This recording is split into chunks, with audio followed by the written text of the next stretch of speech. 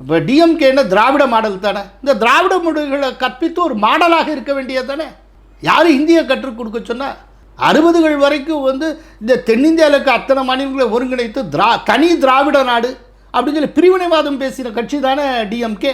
நாங்கள் இனத்தால் திராவிடன்னு சொல்லக்கூடிய கட்சி தானே டிஎம்கே. இனத்தால் திராவிடன்னா அப்புறம் திராவிட மொழியை கற்பிக்க வேண்டியது தானே.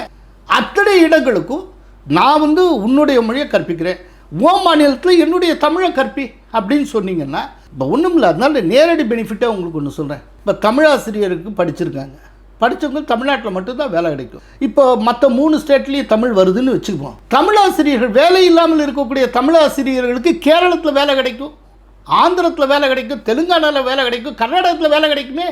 இத்தகைய ஒரு ஏற்பாட்டை செய்யலாமே. ஏன்னா இன்றைக்கி இருக்கிற தலைமுறை ஆக்கபூர்வமாக சொன்னால் புரிந்து கொள்ளக்கூடிய தலைமுறை. அப்படிங்கிற இந்த விஷயங்களை ஏடிஎம்கே கணக்கில் எடுத்துக்கொள்ள வேண்டும். ஸோ அது கன்வின்ஸ் பண்ணணும்.